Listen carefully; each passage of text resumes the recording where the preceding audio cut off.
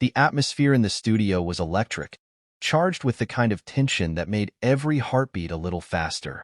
The audience leaned in, sensing something big was about to unfold. Carrie Underwood, the country music superstar, had agreed to appear on Live Tonight with Melanie Hayes, a talk show notorious for its confrontational style and sharp political undertones. Melanie Hayes wasn't just any host. She was known for ambushing guests, pushing them into corners where their words could be twisted, their reputations challenged. And tonight, her target was clear: Carrie Underwood. As the stage lights beamed down, Carrie walked onto the set, radiating confidence in a sleek navy pantsuit. Her golden locks cascaded in soft waves, framing a face that was calm yet unwavering. She greeted the audience with a warm smile, her presence effortlessly commanding. The applause was deafening, but beneath the surface, an unmistakable tension simmered. Melanie Hayes, seated with her signature smirk, was already poised for the attack.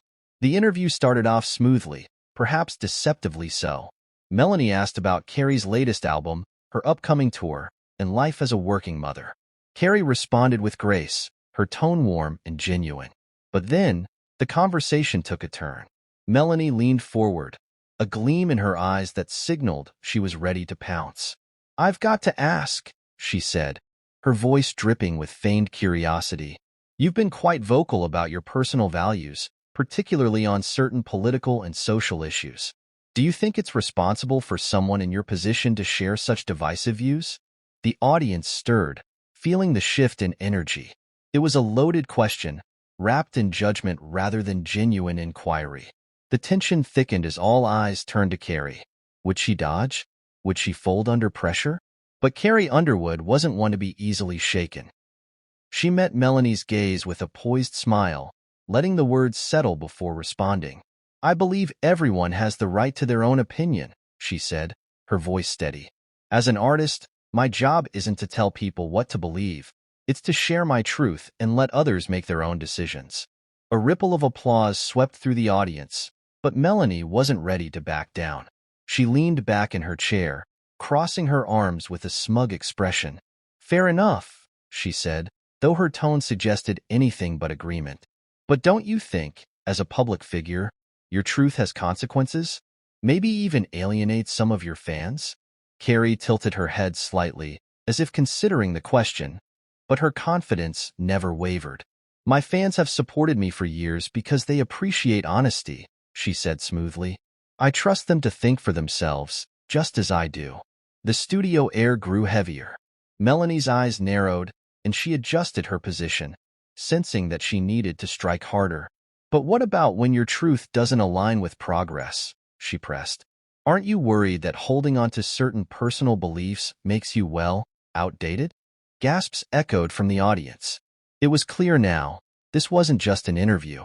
This was an attempt to corner her, to force her into a defensive stance. The cameras zoomed in, capturing every flicker of expression. Melanie's smirk, the audience's eager anticipation, and Carrie, sitting still as stone, her mind working swiftly. For a beat, there was silence. Then, Carrie let out a soft, almost amused chuckle. "Outdated," she repeated, her voice carrying not offense, but curiosity. "It's interesting that you use that word. To me, holding on to values like kindness, integrity, and faith isn't about being outdated. It's about staying grounded." The audience erupted into applause. It wasn't just a response, it was a statement, one that turned the tables in an instant. Even Melanie's expression faltered for a moment, caught off guard by the effortless way Carrie had dismantled her argument. But Carrie wasn't finished. Leaning forward slightly, she continued, her voice carrying an unmistakable conviction. "You know, Melanie, it's easy to sit here and call someone's beliefs outdated when they don't fit into a certain narrative. But isn't diversity about more than just appearances? Shouldn't it also include the way we think?" Melanie blinked. The sharp retort she had been crafting seemed to momentarily escape her. The audience held their breath. Carrie had done something unexpected. She had flipped the script entirely. Carrie took a deep breath, her hands resting calmly on her lap as she pressed on. "We live in a time when people are quick to shout over each other, to assume the worst instead of seeking understanding.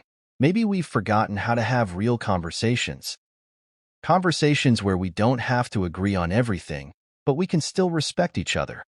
This time, the silence wasn't filled with discomfort. It was filled with reflection. The audience wasn't just watching a debate. They were witnessing something much deeper. Even Melanie, the seasoned host who thrived on pushing people into tight spots, seemed momentarily disarmed. She opened her mouth to respond, but Carrie spoke first, her voice unwavering. "Look," she said with a small smile, "I don't expect everyone to see the world the way I do. That's not why I'm here. I'm here to share my story, my music, and yes, my values. If that resonates with people, that's wonderful. If it doesn't, that's okay too. But one thing I will never do is apologize for being who I am." Thunderous applause erupted. Some audience members even rose to their feet, clapping enthusiastically. Melanie, caught in the wave of support, forced a smile, clearly struggling to regain her footing. "Well," she said, her voice carrying a note of forced humor, "you certainly know how to make your point." Carrie returned her smile, but her eyes remained steady. "I think it's important to stand firm in what you believe," she said simply. The energy in the room had shifted entirely. What had started as an attempt to corner Carrie Underwood had turned into a powerful display of grace and strength. And as the interview continued, one thing became clear. This moment would not be forgotten anytime soon. Backstage, the energy was still electric. As Carrie Underwood stepped off the set of Live Tonight with Melanie Hayes, she could feel the weight of what had just happened. The host, infamous for her ambush-style questioning, had tried to corner her, only to find herself disarmed by Carrie's unwavering poise. The moment had played out like a scene from a movie, but it was real, and it was about to explode far beyond the studio walls. Producers in the control room exchanged glances, already sensing the impact this interview would have.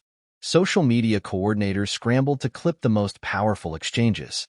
Even before the show wrapped, hashtags like Carrie Underwood clapback and authenticity matters were gaining traction online. Meanwhile, in the audience, murmurs of admiration spread among the attendees. A middle-aged man leaned toward his wife and whispered, "That was something else. She really stood her ground." His wife nodded, a look of admiration in her eyes. "That's what we need more of. People who don't back down just because it's the easy thing to do." In the green room, Carrie's team sat in silence for a moment before breaking into quiet smiles. They had seen Carrie handle interviews before. She had faced tough questions, controversial debates, but tonight had been different. Tonight, she hadn't just defended herself. She had turned an attempted takedown into a masterclass on grace under fire. One of her assistants turned to another and said with certainty, "This is going to be everywhere by morning." And she was right. The viral explosion by the time Carrie got home that night.